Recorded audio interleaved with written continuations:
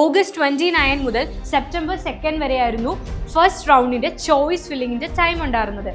B ഫാമിന്റെ all India കോട്ട സീറ്റുകളിലേക്കും നമുക്ക് ഇതിലൂടെ അപ്ലൈ ചെയ്യാം. ആൻഡ് 1000 rupees രജിസ്ട്രേഷൻ ഫീ വരുന്നുണ്ട്. അതേപോലെ ഈ കാറ്റഗറിക്ക് 20,000 rupees ആണ് സെക്യൂരിറ്റി എമൗണ്ട് വരുന്നത്. ഇത് രണ്ടും കൂടി ചേർന്നതാണ് കൗൺസിലിംഗ് ഫീ. പിന്നീട് നിങ്ങൾക്ക് സ്റ്റേറ്റിന്റെ അലോട്ട്മെന്റിലോ സെൻട്രൽ അലോട്ട്മെന്റിലോ ആയുഷിന്റെ യാതൊരുവിധ അലോട്ട്മെന്റിലും പിന്നീട് പാർട്ടിസിപ്പേറ്റ് ചെയ്യാൻ പറ്റില്ല. അതേ 21,000 അതായത് 21,000 rupees അവിടെ നഷ്ടപ്പെടുന്നത് മാത്രമല്ല, പിന്നെ ആയുഷിന്റെ കൗൺസിലിംഗിൽ തന്നെ നിങ്ങൾക്ക് പിന്നെ പാർട്ടിസിപ്പേറ്റ് ചെയ്യാൻ സാധിക്കില്ല. Hi everyone, this is Angel. So All India Quota Counseling, State Counseling തുടങ്ങി അലോട്ട്മെന്റ് പ്രോസസ്സുകളെ കുറിച്ച് നിങ്ങളിങ്ങനെ കേട്ടുകൊണ്ടിരിക്കുകയാണ്. ആൻഡ് ഇന്ന് നമ്മൾക്ക് ഡിസ്കസ് ചെയ്യാനുള്ളത് ആയുഷ് കൗൺസിലിങ്ങിനെ കുറിച്ചാണ്. എന്താണ് ആയുഷ് കൗൺസിലിംഗ്, എന്തൊക്കെയാണ് അതിൻ്റെ റൗണ്ട്സ്, ഏതൊക്കെ ഇൻസ്റ്റിറ്റ്യൂട്ടുകളിലേക്ക് ഏതൊക്കെ കോഴ്സിന് വേണ്ടിയിട്ടാണ് ആയുഷ് കൗൺസിലിങ്ങിലൂടെ നിങ്ങൾക്ക് അപ്ലൈ ചെയ്യാനായി സാധിക്കുന്നത്. യെസ്, ആദ്യം നമ്മൾക്ക് ഇൻസ്റ്റിറ്റ്യൂട്ടുകൾ നോക്കാം. First one, 50% All India Quota UG seats of government or government aided institutes of all states and union territories.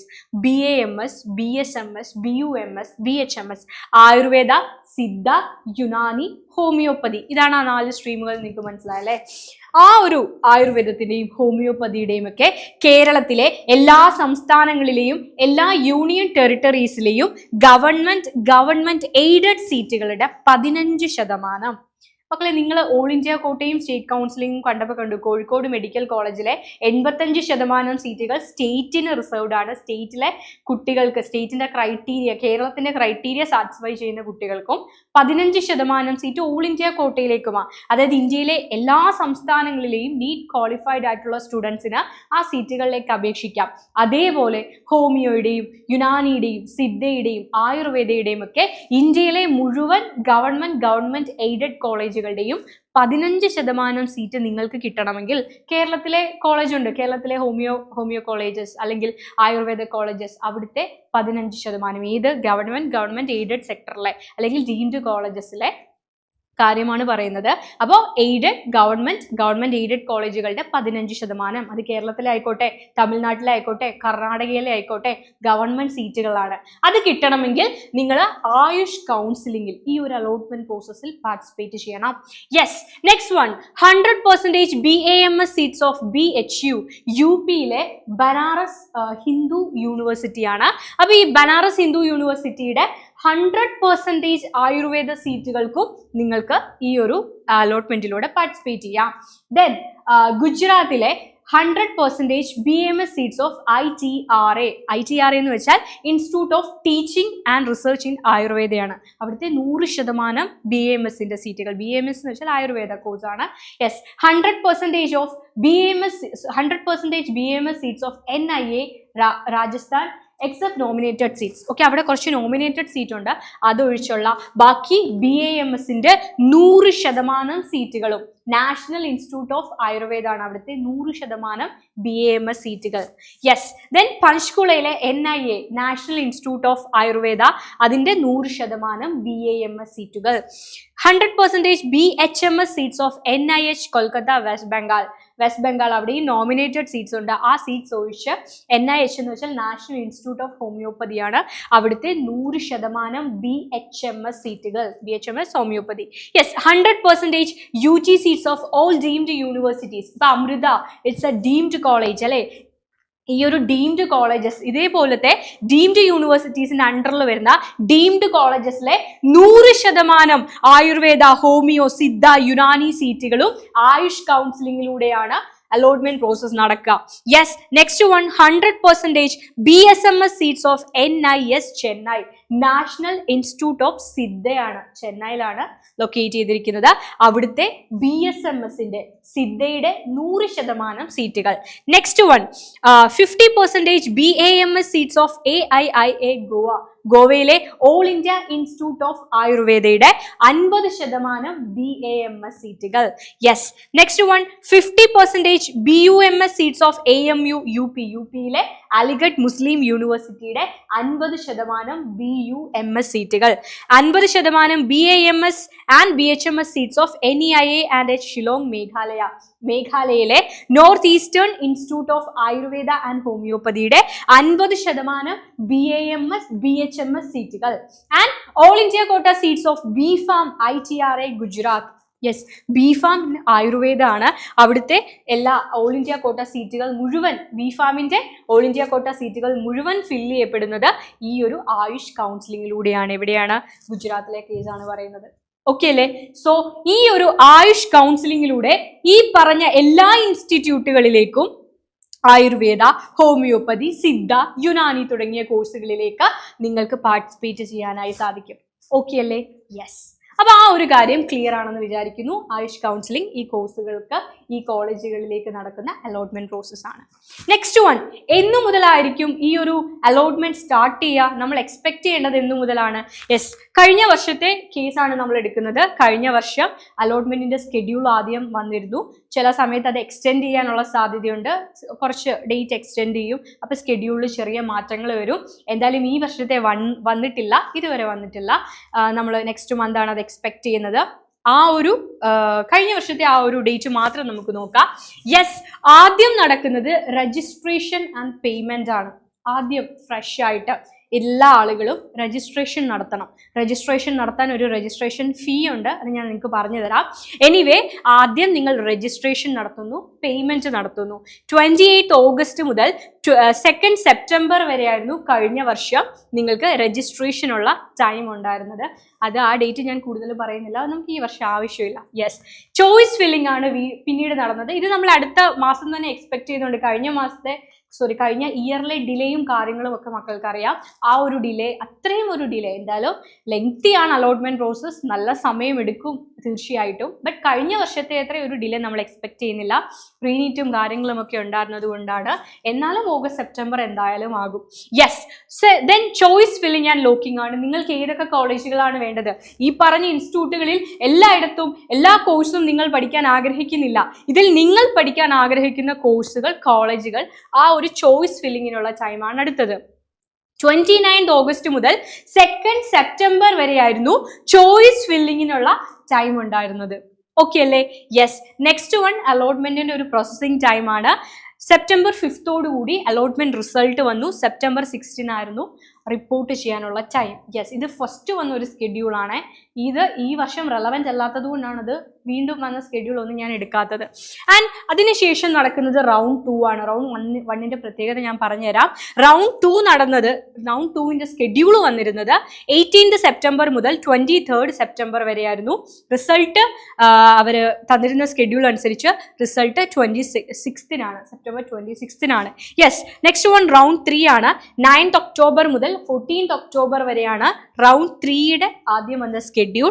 And result expect ചെയ്തിരുന്നത് 17 ഒക്ടോബറിനായിരുന്നു. ഓക്കെ, അങ്ങനെ റൗണ്ട് 3. അപ്പൊ റൗണ്ട് 1, റൗണ്ട് 2, റൗണ്ട് 3, ഇതാണ് മേജർ ആയിട്ടുള്ള 3 റൗണ്ടുകൾ. ഇതിന് ശേഷം വരുന്ന റൗണ്ടാണ് stray vacancy round. Stray vacancy round 1 and 2 ഉണ്ടായിരിക്കും. അപ്പൊ ഇവിടെ ശ്രദ്ധിക്കേണ്ടത്, ആദ്യം എല്ലാ കാൻഡിഡേറ്റ്സും രജിസ്ട്രേഷൻ നടത്തുന്നു. അപ്പൊ രജിസ്ട്രേഷൻ നടത്തണമെങ്കിൽ രജിസ്ട്രേഷൻ ഫീ ആവശ്യമാണല്ലേ? രജിസ്ട്രേഷൻ ഫീ എത്രയാണെന്ന് അറിയോ നിങ്ങൾക്ക്? അതായത് കൗൺസിലിങ്ങിന്, അലോട്ട്മെന്റ് പ്രോസസ് ആണ് നമ്മുടെ കൗൺസിലിംഗ് പ്രോസസ്.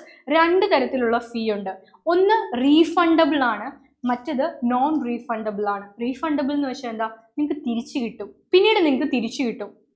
നിങ്ങൾക്ക് അലോട്ട്മെന്റ് ഒന്നും കിട്ടിയില്ല, സീറ്റ് ഒന്നും കിട്ടിയില്ല എന്നുണ്ടെങ്കിൽ തിരിച്ചു തരുന്ന എമൗണ്ട് ആണ്. മറ്റേത് നോൺ റീഫണ്ടബിൾ ആണ്, തിരിച്ചു കിട്ടില്ല. യെസ്, അപ്പം നമുക്ക് നോക്കാം. ഫസ്റ്റ് വൺ, നോൺ റീഫണ്ടബിൾ ആയിട്ടുള്ള രജിസ്ട്രേഷൻ ഫീ ആണ്. രജിസ്ട്രേഷൻ ഫീയും സെക്യൂരിറ്റി മണിയും കൂടി ചേരുന്നതാണ് കൗൺസിലിംഗ് ഫീ. ഓക്കെ, കൗൺസിലിംഗിന്റെ ഫീസ്. ഓക്കെ, രജിസ്ട്രേഷൻ ഫീ എന്ന് പറയുന്നത് കാറ്റഗറി വൈസ് ഉള്ളത് പറയാം. Unreserved general category, economically weaker section, OBC, non creamy layer, NCL വരുന്ന എല്ലാ ആളുകൾക്കും 1000 rupees, 1000 രൂപയാണ് രജിസ്ട്രേഷൻ ഫീ ആയിട്ട് വരിക. ഓക്കെ, ഇനി SC, ST, PWD കാൻഡിഡേറ്റ്സിനാണെങ്കിൽ, ഫിസിക്കലി ഡിസേബിൾഡ് ആയിട്ടുള്ള കാൻഡിഡേറ്റ്സിനാണെങ്കിൽ 500 രൂപയാണ് രജിസ്ട്രേഷൻ ഫീ. ഇത് നിങ്ങൾക്ക് തിരിച്ചു കിട്ടില്ല. This is A non refundable amount. Okay, yes. അപ്പോൾ ഇത് നോൺ റീഫണ്ടബിൾ ആണ്. ബാക്കി അതേപോലെ ഡീംഡ് യൂണിവേഴ്സിറ്റീസ്, ഞാൻ പറഞ്ഞ അമൃത പോലത്തെ ഡീംഡ് കോളേജസ്, ഡീംഡ് യൂണിവേഴ്സിറ്റീസിലേക്ക് എമൗണ്ട് ആയിട്ട് വരുന്നത് ഏത് കാറ്റഗറി ആണെങ്കിലും, അത് അൺറിസർവ്ഡ് ആണെങ്കിലും SC/ST ആണെങ്കിലും ഫിസിക്കലി ഡിസേബിൾഡ് ആണെങ്കിലും ഏതാണെങ്കിലും 5000 രൂപ 5000 rupees ആണ് ഡീംഡ് യൂണിവേഴ്സിറ്റീസിലേക്ക് അപ്ലൈ ചെയ്യണമെങ്കിൽ ഫീസ് ആയിട്ട് രജിസ്ട്രേഷൻ ഫീ ആയിട്ട് വരുന്നത്. ക്ലിയർ അല്ലേ? അപ്പോൾ ഈ രജിസ്ട്രേഷൻ ഫീ അടയ്ക്കണം. ഇനി അടയ്ക്കേണ്ടത് റീഫണ്ടബിൾ ആയിട്ടുള്ള സെക്യൂരിറ്റി മണിയാണ്. സെക്യൂരിറ്റി ഡെപ്പോസിറ്റ് ആണ്. ആദ്യത്തേത് നോൺ റീഫണ്ടബിൾ ആണ്, തിരിച്ചു കിട്ടത്തില്ല. ഇത് റീഫണ്ടബിൾ ആണ്. എല്ലാ റൗണ്ടും ക്ലോസ് ചെയ്ത് കഴിയുമ്പോൾ എൻഡ് ചെയ്ത് കഴിയുമ്പോൾ നിങ്ങൾക്ക് ഈ മണി നിങ്ങൾ ക്രെഡിറ്റ് ചെയ്താതെ നിങ്ങൾ എങ്ങനെയാണോ നെറ്റ് ബാങ്കിങ്ങിലൂടെയാണോ നിങ്ങൾക്ക് എങ്ങനെയാണോ അടച്ചത് അതേപോലെ നിങ്ങൾക്ക് ക്രെഡിറ്റ് ചെയ്യും, നിങ്ങളുടെ അക്കൗണ്ടിലേക്ക് അത് ക്രെഡിറ്റ് ചെയ്യും. Yes, okay. അപ്പോൾ രണ്ടാമത്തേത് എന്താണ്? റീഫണ്ടബിൾ ആയിട്ടുള്ള സെക്യൂരിറ്റി മണി. അത് ഏതൊക്കെ കാറ്റഗറീസിന് എത്രയാണെന്ന് നോക്കാം. യെസ്, അപ്പോൾ ഓൾ ഇന്ത്യ കോട്ട ഗവൺമെന്റ് കോളേജസ് ആയിക്കോട്ടെ, ഗവൺമെന്റ് എയ്ഡഡ് കോളേജസ് ആയിക്കോട്ടെ, സെൻട്രൽ യൂണിവേഴ്സിറ്റീസ് ആയിക്കോട്ടെ, അതേപോലെ നാഷണൽ ഇൻസ്റ്റിറ്റ്യൂട്ട് ഓഫ് ആയുർവേദ എന്നൊക്കെ മിസ് പറഞ്ഞില്ലേ, ആ നാഷണൽ ഇൻസ്റ്റിറ്റ്യൂട്ട് ആയിക്കോട്ടെ, എല്ലാ കാറ്റഗറിക്കും 20,000 rupees ആണ് സെക്യൂരിറ്റി മണിയായിട്ട് വരുന്നത്. ഓക്കെ, അപ്പം ജനറൽ കാറ്റഗറിയിലുള്ള ഒരു കുട്ടി ടോട്ടൽ എത്ര എമൗണ്ട് അടയ്ക്കണം? 20,000 security money plus 1,000 rupees registration fee. In total 21,000 rupees. 21,000 രൂപയാണ് കൗൺസിലിംഗ് ഫീ ആയിട്ട് അടയ്ക്കേണ്ടത്. ക്ലിയർ? ഇനി SC/ST കാറ്റഗറിയിൽ വരുന്ന ഒരു കുട്ടിയാണെങ്കിലോ 20,000 rupees സെക്യൂരിറ്റി മണിയായിട്ട് അടയ്ക്കണം. അതേപോലെ രജിസ്ട്രേഷൻ ഫീ ആയിട്ടുള്ള 20,500 രൂപയാണ് അടയ്ക്കേണ്ടത്. ഇതിൽ 20,000 രൂപ കുട്ടിക്ക് അലോട്ട്മെന്റ് ഒന്നും ലഭിച്ചില്ലെങ്കിൽ ലാസ്റ്റ് തിരിച്ചു തരും. അതേപോലെ 500 രൂപ ഒരിക്കലും തിരിച്ചു കിട്ടില്ല, നോൺ റീഫണ്ടബിൾ ആണ്. ഇനി ഡീംഡ് യൂണിവേഴ്സിറ്റി ആണെങ്കിലോ ഏത് കാറ്റഗറിയിലുള്ള കുട്ടിയാണെങ്കിലും 50,000 രൂപയാണ് സെക്യൂരിറ്റി മണിയായിട്ട് അടയ്ക്കേണ്ടത്. ഡീംഡ് കോളേജുകളുടെ പ്രത്യേകത വളരെ ഉയർന്ന ഫീസ് ആയിരിക്കും. കമ്പാരിറ്റീവ്ലി വളരെ ഉയർന്ന ഫീസാണ് ഡീംഡ് കോളേജുകളിൽ വരുന്നത്. ഓക്കെ, അപ്പോൾ 50,000 രൂപയാണ് സെക്യൂരിറ്റി മണി. അപ്പോൾ എത്രയാണ് പേ ചെയ്യേണ്ട എമൗണ്ട് എന്നുള്ളത് ക്ലിയർ ആണല്ലോ. ഇപ്പം നിങ്ങൾക്ക് എന്തൊക്കെ കാര്യങ്ങൾ മനസ്സിലായി? ആയുഷ് കൗൺസിലിംഗ് എന്ന് പറയുന്നത് ഏതൊക്കെ ഇൻസ്റ്റിറ്റ്യൂട്ടുകളിലേക്കുള്ളതാണെന്ന് മനസ്സിലായി അല്ലേ? ആയുഷ് കൗൺസിലിംഗ് വഴി ഏതൊക്കെ കോഴ്സുകളാണ് ലഭിക്കുന്നതെന്ന് മനസ്സിലായി. രജിസ്ട്രേഷൻ ടൈമിൽ എത്ര രൂപയാണ് അടയ്ക്കേണ്ടതായിട്ട് വരുന്നത് എന്നും നിങ്ങൾക്ക് മനസ്സിലായി. Okay, yes. ഇനി നമ്മൾ ഓരോ റൗണ്ടുകളിലേക്ക് പോവാണ്. ഞാൻ ഓൾറെഡി പറഞ്ഞു, റൗണ്ട് 1, റൗണ്ട് 2, റൗണ്ട് 3 ഈ ആണ് 3 മേജർ റൗണ്ട്സ്. ഇത് കൂടാതെ സ്ട്രേ വേക്കൻസി റൗണ്ട് ഉണ്ട്. സ്ട്രേ വേക്കൻസി റൗണ്ട് 1ഉം സ്ട്രേ വേക്കൻസി റൗണ്ട് 2. നിങ്ങൾ എത്ര തവണ രജിസ്ട്രേഷൻ നടത്തണം? ഒരേ ഒരു തവണ രജിസ്ട്രേഷൻ നടത്തിയാൽ മതി. നിങ്ങൾ ഫസ്റ്റ് റൗണ്ടിലേക്ക് രജിസ്ട്രേഷൻ നടത്തിയാൽ പിന്നെ സെക്കൻഡിലും തേർഡിലും പുതുതായിട്ട് രജിസ്റ്റർ ചെയ്യേണ്ടതായിട്ടുള്ള ആവശ്യമില്ല. പക്ഷേ ചോയ്സ് ഫില്ലിംഗ് റൗണ്ട് 2ലും 3ലും നടത്തണം. ഫസ്റ്റ് റൗണ്ടിൽ കിട്ടിയില്ലെങ്കിൽ സെക്കൻഡ് റൗണ്ടിൽ വീണ്ടും ചോയ്സ് ഫില്ലിംഗ് നടത്തണം. ഫസ്റ്റ് റൗണ്ടിലെ എല്ലാ ചോയ്സും അവിടെ എൻഡ് ചെയ്യുക. സെക്കൻഡ് റൗണ്ടിൽ വീണ്ടും ഫ്രഷ് ആയിട്ട് ചോയ്സ് ഫില്ലിംഗ് നടത്തണം. ഡീറ്റെയിൽ ആയിട്ട് മിസ് പറഞ്ഞുതരാം. ഓക്കെ മക്കളെ, ഒന്ന് ശ്രദ്ധിച്ച് കേൾക്കണേ. കുറച്ച് കോംപ്ലിക്കേറ്റഡ് ആയിട്ടുള്ള കാര്യമാണ്. നിങ്ങൾ ശ്രദ്ധിച്ച് കേട്ടാൽ നിങ്ങൾക്ക് ഈസി ആയിട്ട് മനസ്സിലാകും. യെസ്, അപ്പോൾ സ്റ്റുഡൻസും പാരൻസും ഒക്കെ ഒന്ന് ശ്രദ്ധിച്ച് കേൾക്കാം. ആദ്യത്തേത് റൗണ്ട് 1 ആണ്. റൗണ്ട് 1ൽ ആദ്യം നിങ്ങൾ ചെയ്യേണ്ടത് എന്താ? രജിസ്ട്രേഷൻ. നിങ്ങൾ രജിസ്റ്റർ ചെയ്യണം. ആയുഷ് കൗൺസിലിങ്ങിന് വേണ്ടി രജിസ്റ്റർ ചെയ്യണം. പേയ്മെന്റ് നടത്തണം. എത്രയാണ് പേയ്മെന്റ് എന്ന് ഞാൻ പറഞ്ഞു കഴിഞ്ഞു.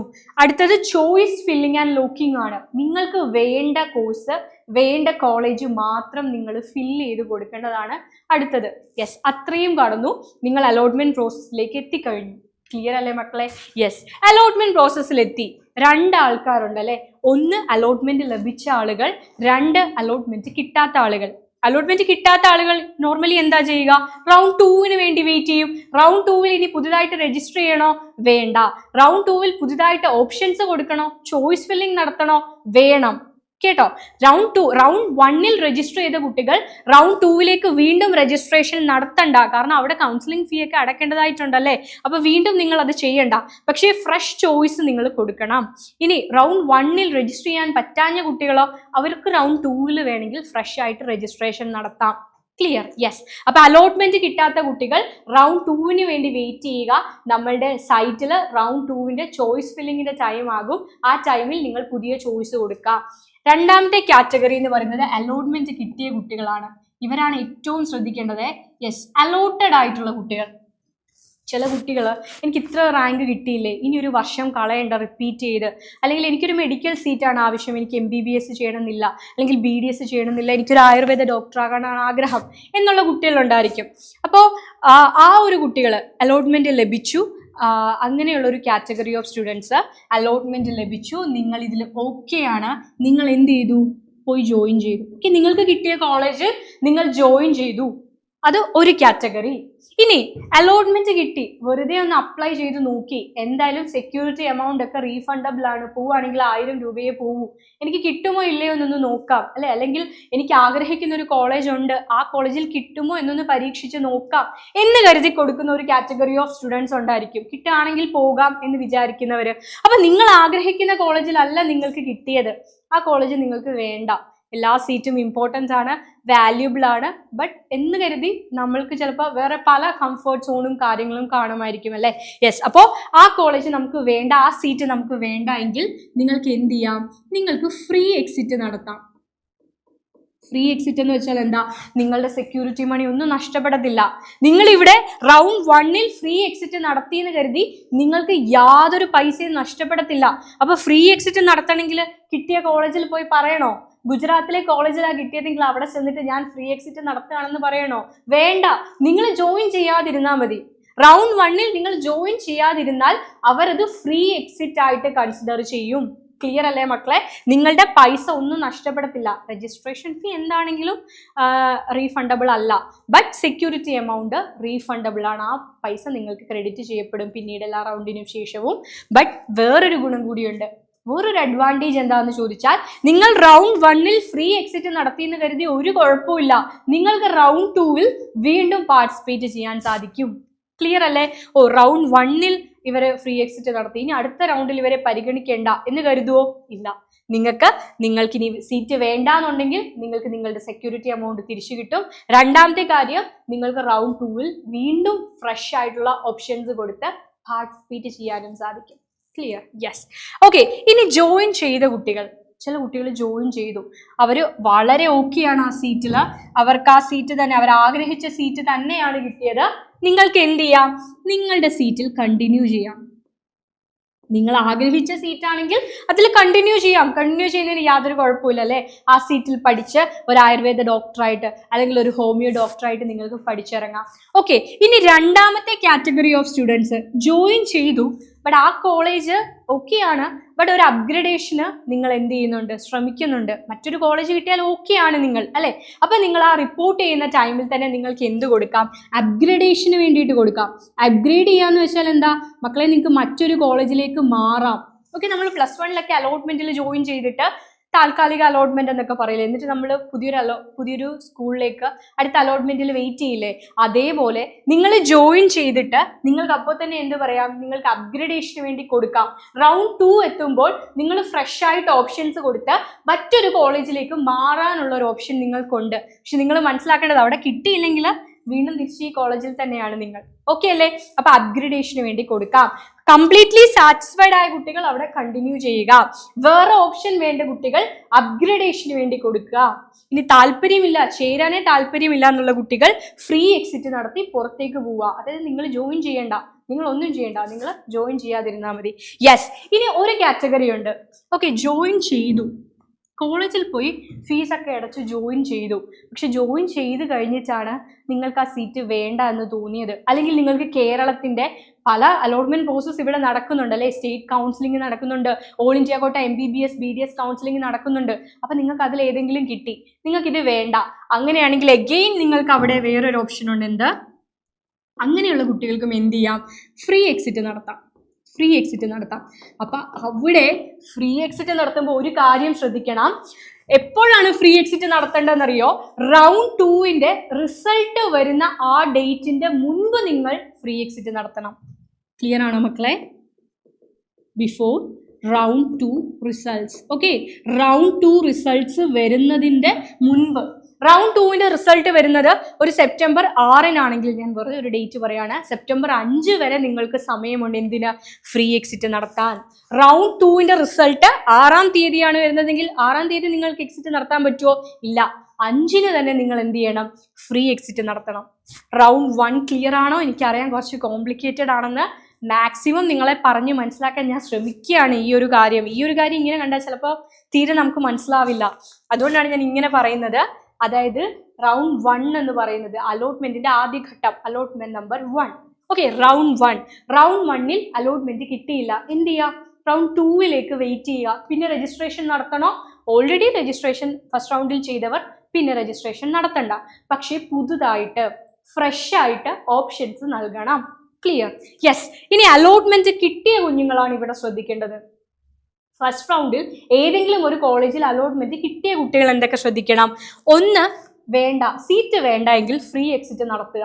ഫ്രീ എക്സിറ്റ് നടത്തിയെന്ന് കരുതി നിങ്ങളുടെ സെക്യൂരിറ്റി എമൗണ്ട് പോവോ? ഇല്ല, തിരിച്ചു കിട്ടും. യെസ്. ഓക്കെ, ഫ്രീ എക്സിറ്റ് നടത്തിയെന്ന് വെച്ച് റൗണ്ട് 2-ൽ പാർട്ടിസിപ്പേറ്റ് ചെയ്യാൻ പറ്റാതിരിക്കോ? ഇല്ല, റൗണ്ട് 2-ൽ പാർട്ടിസിപ്പേറ്റ് ചെയ്യാനും പറ്റും. യെസ്. ഓക്കെ, ആ ഫ്രീ എക്സിറ്റ് അതിന്റെ പേരാണ്, ഫ്രീ എക്സിറ്റ് എന്ന് അങ്ങനെ ഒരു പേരാണ് അല്ലേ? യെസ്. അടുത്തതിന് ജോയിൻ ചെയ്ത കുട്ടികൾ, സീറ്റ് ഓക്കെ ആണ്, കംഫർട്ടബിൾ ആണ്, ആഗ്രഹിച്ച സീറ്റാണ്, അവിടെ കണ്ടിന്യൂ ചെയ്യാം. ഓക്കെ, ഇനി നിങ്ങൾ അവിടെ ജോയിൻ ചെയ്തു, ബട്ട് മറ്റൊരു കോളേജ് നിങ്ങൾ ഇനിയും നോക്കുന്നുണ്ടെങ്കിൽ നിങ്ങൾക്ക് എന്ത് ചെയ്യാം? നിങ്ങൾക്ക് അപ്ഗ്രഡേഷന് പോകാം. ഓക്കെ, അപ്ഗ്രേഡ് ചെയ്യാം. ആൻഡ് ഇനി ഒരു കുട്ടികൾ ജോയിൻ ചെയ്ത് കുറച്ച് കഴിഞ്ഞപ്പോഴാണ് വേണ്ട എന്ന് തോന്നിയത്, നിങ്ങൾക്ക് ഫ്രീ എക്സിറ്റ് നടത്താം. എപ്പോൾ വരെ? സെക്കൻഡ് റൗണ്ടിന്റെ റിസൾട്ട് വരുന്ന ഡേറ്റ് വരെ. റിസൾട്ട് സെപ്റ്റംബർ 5-നാണെങ്കിൽ 4-ാം തീയതി വരെ നിങ്ങൾക്ക് ഫ്രീ എക്സിറ്റ് നടത്താം. ക്ലിയർ? ഓക്കെ അല്ലേ? സോ റൗണ്ട് 2 എൻഡ് ചെയ്യാണ്. റൗണ്ട് 1 എൻഡ് ചെയ്യാണ്. നമ്മൾ റൗണ്ട് 2-ലേക്ക് കടക്കുകയാണ്. ഞാൻ റൗണ്ട് 2-ഉം കൂടിയേ പറയുന്നുള്ളൂ. ബിക്കോസ് റൗണ്ട് 2-ഉം റൗണ്ട് 3-യും റൗണ്ട് 4-ഉം സ്ട്രേ വേക്കൻസി റൗണ്ടൊക്കെ പറഞ്ഞാൽ ആകെ മൊത്തം കൺഫ്യൂഷൻ ആവും. റൗണ്ട് 1-ഉം 2-ഉമേ ഇപ്പം നിലവിൽ നമുക്ക് ആവശ്യമുള്ളല്ലോ. യെസ്. അപ്പൊ റൗണ്ട് 2-ൽ 2 കാറ്റഗറി ഓഫ് സ്റ്റുഡൻസ് ഉണ്ട്. ഒന്ന് അലോട്ട്മെന്റ് കിട്ടിയ, 2 അല്ല 3. ഒന്ന് അലോട്ട്മെന്റ് കിട്ടാത്ത കുഞ്ഞുങ്ങൾ. കിട്ടാത്തവർ എന്ത് ചെയ്യണം? റൗണ്ട് 3-ലേക്ക് വെയിറ്റ് ചെയ്യണം. ഓക്കെ, അലോട്ട്മെന്റ് കിട്ടാത്ത ആളുകൾ റൗണ്ട് 3-ലേക്ക് വെയിറ്റ് ചെയ്യണം. ഇനി 2 അലോട്ട്മെന്റ് ലഭിച്ച ആളുകൾ. 3 അപ്ഗ്രഡേഷൻ ലഭിച്ച ആളുകൾ. അതായത് റൗണ്ട് 1-ൽ അപ്ഗ്രേഡ് ചെയ്യാൻ കൊടുത്തില്ലേ, ആ അപ്ഗ്രഡേഷൻ ലഭിച്ച ആളുകൾ, പുതുതായിട്ട് അലോട്ട്മെന്റ് ലഭിച്ച ആളുകൾ. എല്ലാവരും ശ്രദ്ധിച്ചു കേട്ടോ. യെസ്. ഓക്കെ, അപ്പോൾ അലോട്ട്മെന്റ് കിട്ടി. ഫ്രീ എക്സിറ്റും കാര്യങ്ങളും ഒക്കെ ഉണ്ടോ എന്നാണ് മിസ് പറയാൻ പോകുന്നത്. യെസ്. ഓക്കെ, അലോട്ട്മെന്റ് കിട്ടി. അപ്ഗ്രഡേഷൻ കിട്ടിയ കുട്ടികൾ, അതായത് റൗണ്ട് 1-ൽ ഒരു കോളേജിൽ പോയി ജോയിൻ ചെയ്തു, ബട്ട് അവിടെ നിന്നുകൊണ്ട് തന്നെ വേറൊരു കോളേജിലേക്ക് മാറ്റം ആഗ്രഹിച്ച് അപ്ഗ്രഡേഷന് കൊടുത്ത കുട്ടികൾ, ഉയർന്ന ഓപ്ഷനിലേക്ക് പോവാൻ ആഗ്രഹിച്ച കുട്ടികൾ, അവരെന്ത് ചെയ്യണം? അവർക്ക് അപ്ഗ്രഡേഷൻ കിട്ടിയെങ്കിൽ നിങ്ങൾ പഴയ കോളേജിൽ നിന്ന് റിലീവ് ചെയ്ത് പുതിയ റൗണ്ട് 2-ൽ കിട്ടിയ പുതിയ കോളേജിലേക്ക് വന്ന് ജോയിൻ ചെയ്യണം. ക്ലിയർ ആണോ മക്കളെ? നിങ്ങൾക്ക് ഫസ്റ്റ് റൗണ്ടിൽ ഒരു കോളേജിൽ കിട്ടി, അവിടെ നിന്നുകൊണ്ട് നിങ്ങൾ എന്തിനു കൊടുത്തു? അപ്ഗ്രഡേഷന് കൊടുത്തു. ഓക്കെ, അപ്ഗ്രഡേഷന് കൊടുത്തു, വേറെ ഫ്രഷ് ചോയ്സ് ഒക്കെ കൊടുത്ത് പുതിയ കോളേജിലേക്ക് കിട്ടാൻ വേണ്ടി കൊടുത്തു. നിങ്ങൾക്ക് റൗണ്ട് 2-ൽ അവിടെ കിട്ടുകയും ചെയ്തു. നിങ്ങൾ പഴയ ആദ്യം റൗണ്ട് 1-ൽ കിട്ടിയ കോളേജിൽ നിന്ന് റിലീവ് ചെയ്ത് പുതുതായിട്ട് കിട്ടിയ റൗണ്ട് 2-ൽ കിട്ടിയ കോളേജിലേക്ക് വന്നു ചേരുന്നു. അത് ക്ലിയർ അല്ലേ? യെസ്. ഇനി അലോട്ട്മെന്റ് കിട്ടിയിട്ട് ഫ്രീ എക്സിറ്റ് നടത്താൻ പറ്റുമോ എന്ന ഡൗട്ടുള്ള ആളുകളില്ലേ? അതായത് റൗണ്ട് 1-ലെ പോലെ റൗണ്ട് 2-ലും എനിക്ക് ഫ്രീ എക്സിറ്റ് നടത്താൻ പറ്റുമോ എന്ന് ആലോചിക്കുന്ന കുട്ടികളില്ലേ? യെസ്. അവര് മനസ്സിലാക്കേണ്ടത്, റൗണ്ട് 2-ൽ നിങ്ങൾ റിപ്പോർട്ട് ചെയ്യുന്നില്ല എന്നുണ്ടെങ്കിൽ, അതായത് റൗണ്ട് 2-ൽ കിട്ടി, നിങ്ങൾക്ക് പോവാൻ താല്പര്യമില്ല. ഓക്കെ, നിങ്ങൾക്ക് പോവാൻ താല്പര്യമില്ല, എന്ത് സംഭവിക്കും മക്കളെ? നിങ്ങളുടെ കൗൺസിലിംഗ് ഫീ നിങ്ങൾക്ക് നഷ്ടപ്പെടും. എത്ര രൂപയാണ് നഷ്ടപ്പെടുക? കൗൺസിലിംഗ് ഫീ ആയിട്ട് നമ്മൾ എത്ര രൂപയാണ് അടയ്ക്കുന്നത് നിങ്ങളൊന്ന് നോക്കിയേ. സെക്യൂരിറ്റി ഫീ ആയിട്ടുള്ള 20,000, ജനറൽ കാറ്റഗറി നോക്കുകയാണെങ്കിൽ 20,000-ഉം അതേപോലെ രജിസ്ട്രേഷൻ ഫീ ആയിട്ടുള്ള 1,000-ഉം, മൊത്തത്തിൽ 21,000 രൂപ നിങ്ങൾക്ക് നഷ്ടപ്പെടും. ക്ലിയർ അല്ലേ? അത് മാത്രമാണോ പ്രശ്നം? അത് മാത്രമല്ല പ്രശ്നം. ശ്രദ്ധിച്ചു കേട്ടോ. നിങ്ങൾക്ക് നിങ്ങളുടെ സീറ്റ് ഉപേക്ഷിക്കാം. സീറ്റ് ഉപേക്ഷിച്ചാൽ എന്തായാലും എന്ത് നഷ്ടപ്പെടും? കൗൺസിലിംഗ് ഫീ നഷ്ടപ്പെടും. അത് മസ്റ്റാണ്. അതിപ്പോൾ ഡീംഡ് യൂണിവേഴ്സിറ്റി, ഡീംഡ് കോളേജുകളിൽ കയറുന്ന കുട്ടികളാണെങ്കിൽ എത്ര രൂപയാണ് നഷ്ടപ്പെടുന്നത് എന്ന് ആലോചിച്ച് നോക്കുക. എത്ര രൂപയാണെങ്കിലും അത് അത്രയും വാല്യുബിൾ ആയിട്ടുള്ള മണിയാണല്ലേ? യെസ്. അപ്പൊ നോക്കുക, എന്തായാലും റൗണ്ട് 2-ൽ സീറ്റ് കിട്ടിയിട്ട് പോയില്ലെങ്കിൽ ക്യാഷ് നഷ്ടപ്പെടും. അതിന് യാതൊരു മാറ്റവുമില്ല. ബട്ട് അത് മാത്രമല്ല, ഏറ്റവും പ്രധാനപ്പെട്ട കാര്യം ശ്രദ്ധിച്ചോ, നിങ്ങൾക്ക് എന്ത് ചെയ്യാൻ പറ്റും? നിങ്ങൾക്ക് കിട്ടിയ സീറ്റിൽ നിന്ന് ആ സീറ്റ് നിങ്ങൾക്ക് വിഡ്രോ ചെയ്യാനായിട്ട് സാധിക്കും. നിങ്ങൾ സീറ്റ് വിഡ്രോ ചെയ്യുന്നത്, ഓക്കെ, റൗണ്ട് 2-നെ കുറിച്ചാണ് ഇപ്പൊ പറയുന്നത്. റൗണ്ട് 2-ൽ അഡ്മിഷൻ കിട്ടിയ ഒരു കുട്ടി, ഒരു സീറ്റ് കിട്ടിയ കുട്ടി, അലോട്ട്മെന്റ് ലഭിച്ച കുട്ടി റൗണ്ട് 3 സ്റ്റാർട്ട് ചെയ്യുന്നതിനും റൗണ്ട് 3 അനൗൺസ് ചെയ്യുന്നതിന് 3 ദിവസം മുൻപാണ് സീറ്റ് വിഡ്രോ ചെയ്യുന്നതെങ്കിൽ, സീറ്റ് ഉപേക്ഷിച്ച് കളയുന്നതെങ്കിൽ എന്തായിരിക്കും സംഭവിക്കുക? നിങ്ങൾക്ക് റൗണ്ട് 3-ൽ പാർട്ടിസിപ്പേറ്റ് ചെയ്യാം, അല്ലെങ്കിൽ സ്ട്രേ വേക്കൻസി റൗണ്ടിൽ നിങ്ങൾക്ക് പങ്കെടുക്കാം. പക്ഷെ നിങ്ങൾക്ക് എന്ത് നഷ്ടപ്പെടും? നിങ്ങളുടെ കൗൺസിലിംഗ് ഫീ നഷ്ടപ്പെടും. മിസ് പറഞ്ഞത് ക്ലിയർ ആവുന്നുണ്ടോ? റൗണ്ട് 2-ൽ നിങ്ങൾക്ക് ഏതെങ്കിലും ഒരു കോളേജ് കിട്ടി, ഓക്കെ, അലോട്ട്മെന്റ് നിങ്ങൾക്ക് കിട്ടി. ആ അലോട്ട്മെന്റ് കിട്ടിയ പക്ഷെ നിങ്ങൾക്ക് സീറ്റ് വേണ്ട, നിങ്ങൾ സീറ്റ് ഉപേക്ഷിക്കുകയാണ്. അപ്പൊ സീറ്റ് ഉപേക്ഷിക്കുന്നത് എപ്പോഴാ? റൗണ്ട് 3 തുടങ്ങുന്നതിന് 3 ദിവസം മുൻപാണ് നിങ്ങൾ സീറ്റ് ഉപേക്ഷിക്കുന്നതെങ്കിൽ കൗൺസിലിംഗ് ഫീ എന്തായാലും നഷ്ടപ്പെടും. പക്ഷെ നിങ്ങൾക്കൊരു അവസരം, നിങ്ങൾക്കൊരു അവസരം കിട്ടുകയാണ്. എന്തിന്? റൗണ്ട് 3-ൽ പാർട്ടിസിപ്പേറ്റ് ചെയ്യാൻ ഒരു അവസരം കിട്ടുകയാണ്. അപ്പോൾ വീണ്ടും നിങ്ങൾ കൗൺസിലിംഗ് ഫീ അടച്ച്, രജിസ്ട്രേഷൻ ഫീ അടച്ച് വീണ്ടും നിങ്ങൾ എന്ത് ചെയ്യണം? ഇതിൽ പാർട്ടിസിപ്പേറ്റ് ചെയ്യണം. ക്ലിയർ ആണോ? അപ്പൊ ആദ്യം അടച്ച പൈസയോ അത് പോയി. പക്ഷെ നിങ്ങൾക്ക് എന്ത് കിട്ടി? വീണ്ടും പൈസ അടച്ച് നിങ്ങൾക്ക് റൗണ്ട് 3-ൽ പാർട്ടിസിപ്പേറ്റ് ചെയ്യാൻ ഒരു അവസരം കിട്ടി. ഓക്കെ, അത് ക്ലിയർ ആണല്ലോ? യെസ്, അത് ക്ലിയർ ആണെന്ന് വിശ്വസിക്കുന്നു. ഓക്കെ, അടുത്തത് എന്താണെന്ന് ചോദിച്ചാൽ നിങ്ങൾക്ക് ഈ സമയം കൊണ്ട് നിങ്ങളുടെ സീറ്റ് നിങ്ങൾ ഉപേക്ഷിച്ചില്ല, നിങ്ങൾ കൺഫ്യൂഷനിൽ തന്നെയാണ്. നമ്മൾ അലോട്ട്മെന്റിലേക്ക് കടക്കുമ്പോൾ അറിയാം നമ്മൾ അറ്റർ കൺഫ്യൂഷനിലായിരിക്കും, എന്തൊക്കെ ചെയ്യണം എന്നുള്ള വളരെ വലിയ കൺഫ്യൂഷൻ കാണും. സോ ഈ ഒരു സമയം കൊണ്ട് നിങ്ങൾക്ക് നിങ്ങളുടെ സീറ്റ് വിഡ്രോ ചെയ്യാൻ സാധിച്ചില്ല. അത് കഴിഞ്ഞിട്ടാണ് നിങ്ങൾ നിങ്ങളുടെ സീറ്റ് ഉപേക്ഷിക്കുന്നത്. നിങ്ങൾക്ക് അലോട്ട്മെന്റ് ലഭിച്ച നിങ്ങളുടെ സീറ്റ് നിങ്ങൾ ഉപേക്ഷിക്കുന്നതെങ്കിൽ 2 കാര്യങ്ങളാണ് നിങ്ങൾക്ക് നഷ്ടപ്പെടുക. ഒന്ന്, നിങ്ങളുടെ കൗൺസിലിംഗ് ഫീ നിങ്ങൾക്ക് നഷ്ടപ്പെടും, അല്ലെ? കൗൺസിലിംഗ് ഫീ ആയിട്ട് നമ്മൾ അടച്ച എമൗണ്ട് നിങ്ങൾക്ക് നഷ്ടപ്പെടും. അതുമാത്രമല്ല, ആ 21,000 രൂപ മാത്രമല്ല മക്കളെ, പിന്നീട് നിങ്ങൾക്ക് ആയുഷിന്റെ കൗൺസിലിംഗിൽ പാർട്ടിസിപ്പേറ്റ് ചെയ്യാനേ ആവില്ല. നോക്കുക, നിങ്ങൾ സ്റ്റേറ്റ് കൗൺസിലിംഗിലൊക്കെ നിങ്ങൾക്ക് പാർട്ടിസിപ്പേറ്റ് ചെയ്യാം, ബട്ട് ആയുഷിന്റെ കൗൺസിലിംഗിൽ പിന്നെ ഈ പറയുന്ന ഓൾ ഇന്ത്യ കോട്ട സീറ്റുകളിലേക്കൊന്നും അലോട്ട്മെന്റിൽ നിങ്ങൾക്ക് പങ്കെടുക്കാനാവില്ല. ക്ലിയർ ആണോ നിങ്ങൾക്ക്? യെസ്. ഇനി അടുത്തത്, നിങ്ങൾ റൗണ്ട് 2-ൽ നിങ്ങൾക്ക് സീറ്റ് കിട്ടി, പക്ഷേ റൗണ്ട് 3-യുടെ റിസൾട്ട് വന്നതിന് ശേഷമാണ് നിങ്ങൾ ആ സീറ്റ് ഉപേക്ഷിക്കുന്നത്. റൗണ്ട് 2-ൽ കിട്ടിയ സീറ്റ് റൗണ്ട് 3-യുടെ റൗണ്ട് 2 കഴിഞ്ഞ് റൗണ്ട് 3 എത്തുമല്ലോ, ആ റൗണ്ട് 3-യുടെ റിസൾട്ട് വന്നതിന് ശേഷമാണ് നിങ്ങൾ ഈ സീറ്റ് ഉപേക്ഷിക്കുന്നതെങ്കിൽ നിങ്ങൾക്ക് കൗൺസിലിംഗ് ഫീ, നിങ്ങൾ അടച്ച രജിസ്ട്രേഷൻ ഫീയും സെക്യൂരിറ്റി എമൗണ്ടും നിങ്ങൾക്ക് നഷ്ടപ്പെടും. അതൊന്നാമത്തെ കാര്യം. പിന്നീട് നിങ്ങൾക്ക് ഒരിക്കലും സെൻട്രൽ അലോട്ട്മെന്റിലോ സ്റ്റേറ്റിന്റെ അലോട്ട്മെന്റിലോ യൂണിയൻ ടെറിട്ടറിയുടെ ഏത് അലോട്ട്മെന്റ് പ്രോസസ്സിലും കൗൺസിലിംഗ് പ്രോസസ്സിലും പിന്നീട് നിങ്ങൾക്ക് പങ്കെടുക്കാൻ പറ്റില്ല. ഓക്കെ, ക്ലിയർ ആണോ? പിന്നെ നിങ്ങൾക്ക് ഹോമിയോയുടെയോ അല്ലെങ്കിൽ ആയുർവേദത്തിന്റെയോ സിദ്ധയുടെയോ യുനാനിയുടെയോ കേരളത്തിൽ നടക്കുന്ന കൗൺസിലിംഗിലോ ഒരു കൗൺസിലിംഗിലും ആയുഷിന്റെ കൗൺസിലിംഗിലോ ഒന്നും നിങ്ങൾക്ക് പങ്കെടുക്കാനാവില്ല. പറഞ്ഞ കാര്യം ക്ലിയർ ആണോ മക്കളെ? ഒന്ന് ശ്രദ്ധിച്ച് ഈ വീഡിയോ കാണാൻ, എന്നാൽ മാത്രമേ നിങ്ങൾക്ക് ക്ലിയർ ആവത്തുള്ളൂ.